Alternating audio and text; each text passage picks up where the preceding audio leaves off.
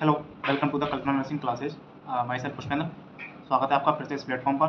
और आज हम डिस्कस करने वाले हैं ट्रेकिस्टोमी प्रोसीजर के बारे में। पिछली क्लास में हमने डिस्कस किया था ट्रेकिस्टोमी के इंस्ट्रूमेंट्स के बारे में, आर्टिकल्स के बारे में, ट्रेकिस्टोमी के टाइप्स के बारे में। और आज हमारा जो प्रोसीजर है उस प्रोसीजर के बारे में हम पढ़ने वाले हैं, कैसे कैसे इस ट्रेकिस्टोमी प्रोसीजर को परफॉर्म किया जाता है। ठीक है। और ट्रेकिस्टोमी के अपने इंस्ट्रूमेंट के बारे में मैंने पिछली क्लासेस में बताया था कि जो ट्रेकिस्टोमी में जो इंस्ट्रूमेंट यूज होते हैं, आर्टिकल्स यूज होते हैं, उन आर्टिकल्स में क्या क्या चीज़ें आती है। तो मैंने ये चीज़ आपको पिछली क्लासेज में बताई थी। इन चीज़ों के बारे में मैं आपको बता चुका हूँ। मैंने बोला था कि आपको टी ट्यूब चाहिए। दूसरा मैंने बोला था कि आपको इसके साथ में क्या चाहिए, ऑब्ट्यूरेटर आता है, वो चाहिए। इसको गाइड वायर भी बोलते हैं। उसके बाद मैंने बोला था कि ट्रेकियल डायलेटर आता है। उसके बाद मैंने बोला था कि कुछ सॉल्यूशंस चाहिए अपन को, सॉल्यूशन चाहिए या केमिकल चाहिए। कुछ केमिकल्स की अपन को क्या होती है, नीड होती है। ठीक है। केमिकल्स में मैंने बोला था कि क्या चाहिए अपन को। केमिकल्स में मैंने बोला था कि आपको बीटाडिन चाहिए। बीटाडिन क्यों चाहिए आपको, ड्रेसिंग के लिए चाहिए। ठीक है। कितना परसेंट चाहिए, 5% बीटाडिन का सॉल्यूशन चाहिए। फिर मैंने बोला साइट को, ट्रेकिस्टोमी साइट है उसको प्रिपेयर करने के लिए हमको स्प्रिट चाहिए। 70% जो आइसोप्रोपिल अल्कोहल आता है वो। ठीक है, स्प्रिट चाहिए अपन को। फिर मैंने बोला था कि अपन को 2% क्या चाहिए, जाइलोकेन चाहिए। ठीक है, लोकल अनेस्थेटिक के रूप में। ठीक है, लोकल के रूप में। और फिर मैंने नेक्स्ट यदि अपन बात करें तो और क्या चाहिए अपन को, और अपन को चाहिए इसके अलावा मैंने बताया था सक्शन कैथेटर चाहिए। कौन सा चाहिए, 16 फ्रेंच का चाहिए, ग्रीन कलर का चाहिए आइडियली बात करें तो। बाकी आप कोई सा भी यूज कर सकते हैं क्लिनिकल प्रैक्टिस के अपने अपने हॉस्पिटल सेटिंग के आधार पर। उसके अलावा और क्या चाहिए आपको, सक्शन मशीन चाहिए। क्या चाहिए, सक्शन मशीन चाहिए। सक्शन मशीन के अलावा और क्या चाहिए आपको, याद रखना है आपको, KY जेली चाहिए। ये क्यों चाहिए, लुब्रिकेट द ट्यूब, ट्यूब को लुब्रिकेट करने के लिए क्या चाहिए आपको, KY जेली चाहिए। उसके अलावा क्या चाहिए आपको, एम्बू बैग चाहिए। एम्बू बैग क्यों चाहिए, एम्बू बैग किसी एयर पुश करने के लिए, air push during checking of placement. जब आप प्लेसमेंट को चेक करते हैं तो उस टाइम हमको एयर पुश करनी रहती है ना, तो उस टाइम पे हमको चाहिए। अलग अलग साइज़ की चाहिए अपन को, 1200 ml का चाहिए, 750 ml का, 500 ml का, या फिर 250 ml का। ये डिपेंड करता है पेशेंट की एज पर, पेशेंट की एज पर डिपेंड करता है। ठीक है, ये अपन को चाहिए। ठीक है, और क्या चाहिए अपन को। ठीक है, ये सारी चीज़ें अपन को सारे के सारे आइटम चाहिए होते हैं जो अपन ने पिछली क्लासेस में अपन ने डिस्कस किया था। ठीक है, और आज हम डिस्कस करने वाले हैं किसके बारे में, प्रोसीजर के बारे में। ठीक है, प्रोसीजर के बारे में अपन क्या करने हैं, डिस्कस करने वाले हैं प्रोसीजर ऑफ ट्रैकिस्टोमी। ठीक है, ट्रैकिस्टोमी प्रोसीजर को परफॉर्म करने से पहले हमको एक चीज़ पता होनी चाहिए कि जब कोई पेशेंट हम ट्रैकिस्टोमी के लिए डिसाइड किया जाता है। ठीक है, कोई भी पेशेंट है जब उसको ट्रैकिस्टोमी करनी होती है तो पेशेंट के मन में क्या होता है, बहुत सारे क्या होते हैं, डाउट्स होते हैं। तो उन डाउट्स को दूर करने के लिए हम सबसे पहले क्या करते हैं, पेशेंट को क्या करते हैं, हम उस पेशेंट को उस प्रोसीजर के बारे में क्या करते हैं, एक्सप्लेन करते हैं। ठीक है, कोई भी प्रोसीजर को परफॉर्म करने से पहले हमको क्या करना पड़ता है, पेशेंट को उस प्रोसीजर को एक्सप्लेन करना होता है। एक्सप्लेन कर इसलिए करना होता है, इसका पर्पज़ ये होता है कि पेशेंट की एंजाइटी को रिमूव करना, to remove anxiety of patient. क्यों, क्योंकि पेशेंट को क्या होता है, मन में उसके एंजाइटी रहती है कि ये सर्जन्स है या फिर डॉक्टर्स है कि क्या कौन सा प्रोसीजर मेरे साथ करने वाले हैं, मेरे साथ या फिर मेरी बॉडी के साथ ऐसा क्या करने वाले हैं। तो उस एंजाइटी को रिमूव करने के लिए हमको सारी चीज़ें एक्सप्लेन करनी होती है कि हम एक ट्यूब डालेंगे, हम थोड़ा सा इंसिजन लगाएंगे। ठीक है, तो सारी चीज़ें हमको, आपको कोई दिक्कत नहीं होगी। ठीक है, जो भी सारी चीज़ें उनको टर्म एंड कंडीशन, उनको सारी सारी चीज़ें हमको क्या करनी पड़ती हैं, एक्सप्लेन करनी होती है। ये सारी चीज़ें करने के बाद में जब पेशेंट का किस में आ जाए, आपको मेक श्योर हो जाएंगे अपन कि make sure that patient is comfortable. जब पेशेंट कंफर्टेबल हो जाता है, ठीक है, कंफर्टेबल हो जाता है पेशेंट, देन हम क्या करते हैं, उसके बाद में हम क्या करते हैं, उसको, उस पेशेंट को क्या करते हैं, हम पोजीशन प्रोवाइड करते हैं। क्या करते हैं, उस पेशेंट को पोजीशन प्रोवाइड करते हैं। कौन सी पोजीशन प्रोवाइड करनी है अपन को, ट्रेकिस्टोमी प्रोसीजर के दौरान अपन को याद रखना है, ट्रैकेस्टोमी प्रोसीजर के अंदर आपको याद रखना है सुपाइन पोजीशन में पेशेंट को लेटाना है, ठीक है। और सुपाइन पोजीशन में लेटाने के बाद में जो पेशेंट की नेक है, ठीक है, नेक को अपन को क्या कर देना है, पेशेंट की नेक को हाइपर एक्सटेंडेड कर देना है। क्या कर देना है, पेशेंट की नेक को हाइपर एक्सटेंडेड कर देना है। यदि मैं बात करूँ तो सुपाइन पोजीशन के बाद सुपाइन पोजीशन के बाद में जो पेशेंट या फिर जो पेशेंट का जो शोल्डर है, जो पेशेंट का शोल्डर उसके नीचे में आप क्या लगा सकते हो, सैंड बैग लगा सकते हो अंडर द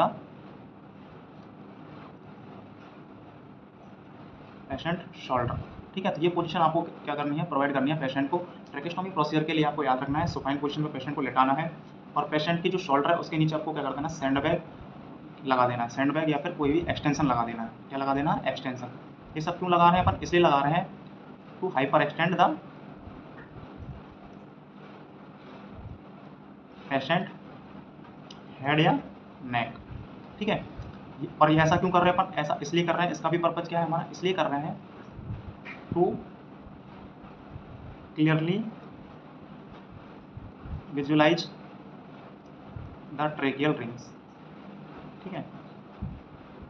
ऐसा करने से क्या होगा, जब आप पेशेंट की गर्दन के नीचे पेशेंट के शोल्डर के नीचे जब आप एक्सटेंशन लगा देते हो तो उस एक्सटेंशन की वजह से क्या होता है, आपका जो ट्रेकिया है, जो नेक है, वो क्लियरली विजिबल हो जाता है, नेक वाला एरिया। और जो भी साइड इंसिजन के लिए सर्जन ने या फिर जो भी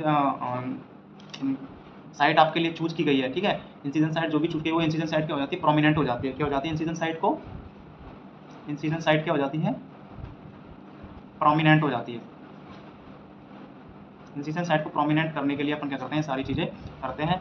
क्लियरली क्या हो जाए, ट्रेकियल रिंग अपन को क्या हो जाए, विजुअलाइज हो जाए।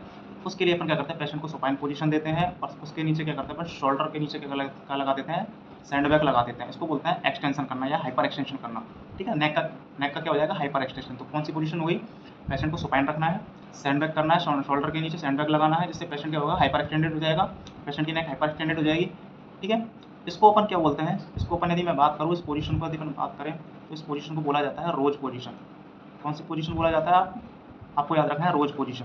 तो पेशेंट को अपन को कौन सी पोजीशन देनी है, एग्जाम में क्वेश्चन पूछा सकता है कि ट्रैकेस्टोमी प्रोसीजर से पहले पेशेंट को ड्यूरिंग प्रोसीजर कौन सी पोजीशन दी जाती है, तो आपको याद रखना है रोज पोजीशन दी जाती है। या फिर वो आपसे बोल सकता है कि supine plus hyper extended the neck, supine plus hyper extension of the neck, ये बोल सकता है। या फिर बोल सकता है कि supine position with sand bag under the patient shoulder. ये सारी चीज़ें वो पेशेंट जो आपसे पूछ सकता है कि कौन सी पोजीशन आपको देनी है। इसके बाद में सेकंड नंबर पे आपको क्या करना है, थर्ड नंबर पे एक्सप्लेन कर दिया। एक्सप्लेन के बाद में आपने आपको क्या दे दी, आपकी पोजीशन दे दी। पोजीशन देने के बाद में आपको क्या करना है, आपको साइड सेलेक्शन करना है, साइड सेलेक्शन ऑफ इंसिजन की आपको क्या करनी है, साइड सेलेक्शन करनी है। मान लो कि आपने फोर्थ एंड फिफ्थ रिंग क्या कर लिया, आपने सेलेक्ट कर लिया, ठीक है।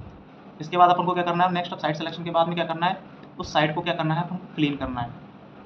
साइड की क्या करनी है, आपको क्लीनिंग करनी है। और क्लीनिंग के लिए अपन को कौन सा सॉल्यूशन यूज़ करना है, आपको याद रखना है, स्पिट जो है उस स्पिट से अपन को क्या करना है, क्लीन करना है। और आपको पता है कि 0.5 सेकंड से भी कम के अंदर क्या करती है वो स्पिट, क्या करती है उस साइड को क्या कर देती है, क्लीन कर देती है, डिसइंफेक्ट कर देती है, ठीक है। इतना करने के बाद में अपन को क्या करना है, नेक्स्ट चौथे नंबर पर क्या हो गया, साइड क्या हो गई आपकी, क्लीन हो गई। उसके बाद क्या करना होता है, अपन को इंसिजन लगाना होता है। क्या करना होता है, इंसिजन लगाना होता है। और इंसिजन कौन सा लगाना है, वर्टिकल लगाना है, हॉरिजॉन्टल लगाना है, ये सारी चीज़ें अपन कौन डिस्कस करेगा, डॉक्टर डिस्कस करता है, सर्जन डिस्कस करता है, ठीक है। इंसिजन लगा दिया। इंसिजन लगाने के बाद, ठीक है, इंसिजन लगाने के बाद में हमको क्या करना होता है, इंसिजन के बाद में इंसर्ट द ट्यूब को क्या किया जाता है, इंसर्ट किया जाता है। या फिर इससे भी पहले इंसिजन लगाने के बाद क्या होगी, वहाँ पर क्या होगी, ब्लीडिंग होगी। तो अपन ब्लीडिंग को क्या करेंगे, soak the bleeding and suction.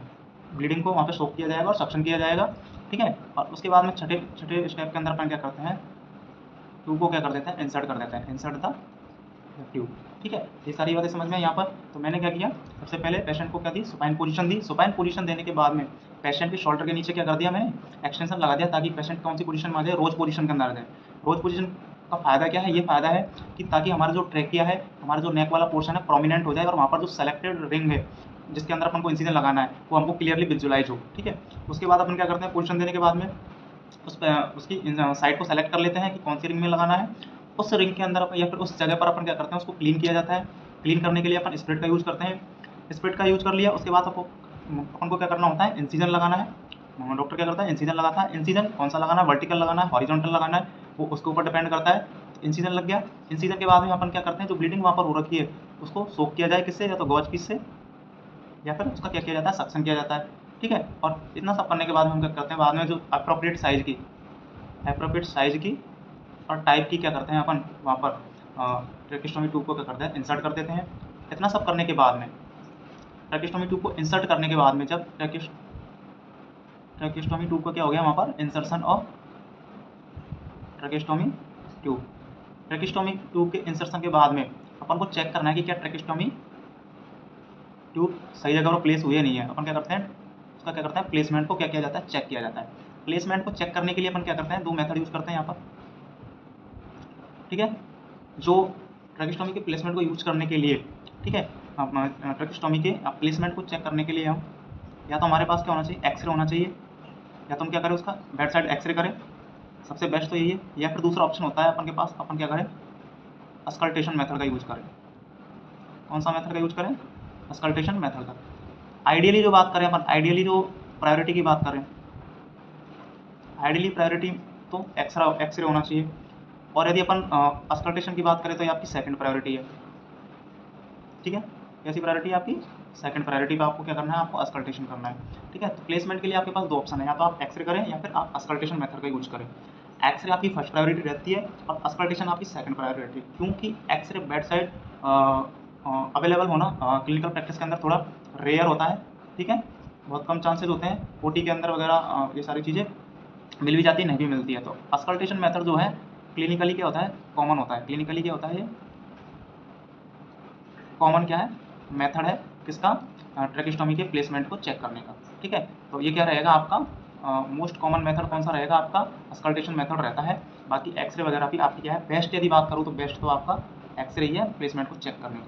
ठीक है, अस्कल्टेशन की बात करें तो अस्कल्टेशन के लिए अपन क्या करते हैं, अस्कल्टेशन के लिए अपन क्या करते हैं, जो एम्बू बैग है, जो आपका एम्बू बैग है, उसकी सहायता से अपन क्या करते हैं, एयर को क्या करते हैं, पुश करते हैं, एयर पुश करते हैं, और चेस्ट पर स्टेथोस्कोप को क्या करते हैं, अप्लाई किया जाता है। स्टेथोस्कोप को अप्लाई करके जब एयर पुश की जाती है तो उस एयर पुश से क्या आता है, आपके लंग्स के अंदर क्या आती है, हुजिंग साउंड आती है। कैसी साउंड आती है, हुजिंग साउंड आती है। यदि हुजिंग साउंड पॉजिटिव है तो इसका मतलब है आपका प्लेसमेंट क्या है, करेक्ट है, करेक्ट प्लेसमेंट है। ठीक है, आपका जो ट्रेकिस्टोमी ट्यूब का प्लेसमेंट है वो सही हुआ है, करेक्ट हुआ है। ठीक है, एम्बू बैग लिया आपने, अप्रोप्रिएट साइज का एम्बू बैग लेंगे, उससे अपन क्या करेंगे, एयर को पुश करेंगे किसमें, ट्रेकिस्टोमी ट्यूब के द्वारा। यदि वहाँ पर हुजिंग साउंड आपको स्टेथोस्कोप से सुनाई दे रही है चेस्ट के अंदर, इसका मतलब ये है कि आपका ट्रेकिस्टोमी ट्यूब क्या होगी, करेक्ट प्लेसमेंट हुआ है, करेक्ट लगी है, सही जगह पर है।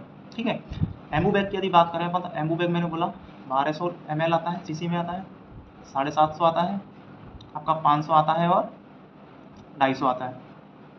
यदि अडल्ट है तो आपको 1200 ml वाला यूज़ करना है। यदि आपका पेशेंट क्या है, चाइल्ड है, तो 750 ml का यूज़ करना है। यदि पेशेंट क्या है, न्यूनेट है, तो आपको ये वाला यूज़ करना है। पेशेंट न्यूबॉर्न है तो आपको 250 ml का वाला आपको एम्बू बैग को यूज़ करना है, छोटी साइज़ वाला एम्बू बैग यूज़ करना है। तो ये सारी चीज़ें आपको याद रखनी है। मैं यहाँ बात कर रहा हूँ अडल्ट पेशेंट की बात कर रहा हूँ सिंपली। ठीक है, अडल्ट पेशेंट के अंदर आपने क्या किया, 1200 ml का एयर उसके अंदर 1200 ml का वाला जो आपका एम्बू बैग है वो लिया, उससे जब एयर पुश करोगे तो स्टेथोस्कोप से जब अस्कल्टेट किया जाएगा तो उस टाइम पे चेस्ट के अंदर हुजिंग साउंड सुनाई देती है। इसका मतलब ये है कि आपका ट्रेकिस्टोमी ट्यूब क्या हुआ है, सही जगह पर लगी है, सही जगह पर आपका ट्रेकिस्टोमी ट्यूब है, कहीं पर डिस्प्लेस नहीं है, कहीं पर उसका मिसप्लेसमेंट नहीं है। ठीक है, ये क्या है आपका प्लेसमेंट। ठीक है, यहाँ तक समझ में आया आपको। यहाँ तक यदि मैं बात करूँ, ठीक है, यदि मैं इसकी बात करूँ, चलो इसको थोड़ा देख लो। 1200 ml अडल्ट में है, 750 ml चाइल्ड में है। हाँ, इसको याद कर लिया। इन्फेंट के अंदर 500 ml यूज़ करते हैं। न्यूबॉर्न या न्यूनेट के अंदर कौन सा यूज़ करते हैं, आपका 250 ml वाला एम्बू बैग यूज़ करते हैं।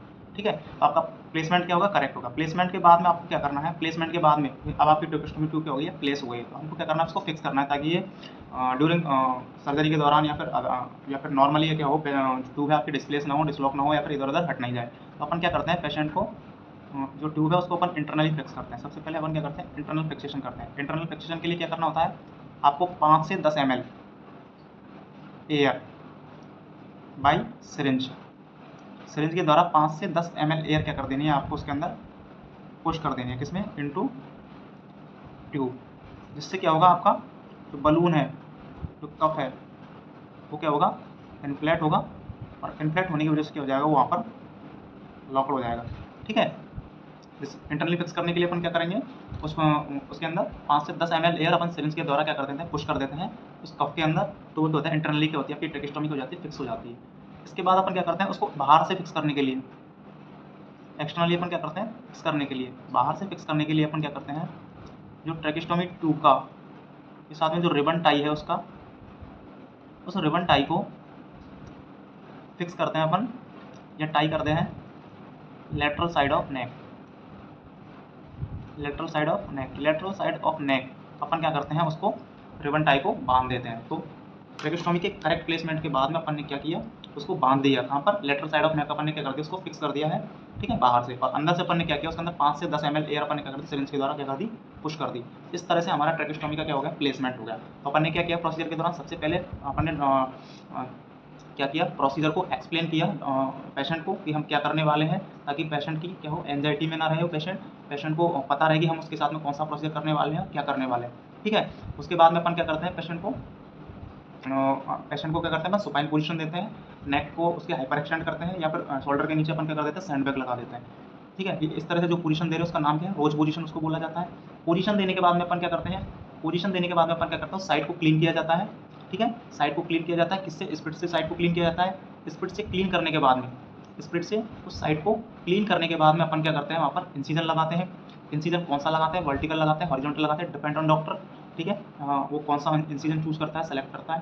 ठीक है, इंसीजन लगाने के बाद में वहाँ पर जो ब्लीडिंग वगैरह होती है उसको क्या करते हैं, अपन सक्शन करते हैं, या फिर गॉज पीस से उसको क्या करते हैं, अपन गॉज से अपन क्या करते हैं, उसको सॉक आउट करते हैं। सॉक आउट करने के बाद में, सॉक करने के बाद में ट्रेकिस्टोमी ट्यूब एप्रोप्रिएट साइज की लेते हैं, कफ वाली लेनी है, नॉन कफ वाली लेनी है, जो भी आपकी ट्रेकिस्टोमी ट्यूब है उसको लेने के बाद में अपन क्या करते हैं, उसको इंसर्ट कर देते हैं। ठीक है, इंसर्ट कर दिया, इंसर्ट करने के बाद में अब अपन को उसका प्लेसमेंट चेक करते हैं कि क्या ट्रेकिस्टो ट्यूब हमारी ट्रेकिया रिंग में है या नहीं है, जो जिस भी रिंग के अंदर अपन को पहुंचाना है ट्रेकिया के अंदर, वो इंसर्ट हुई या नहीं हुई है। तो अपन प्लेसमेंट को चेक करने के लिए हमारे पास दो ऑप्शन है, या तो हम अस्कल्टेशन मेथड के द्वारा द्वारा उस प्लेसमेंट को चेक करें, या फिर अपन एक्सरे के द्वारा चेक करें।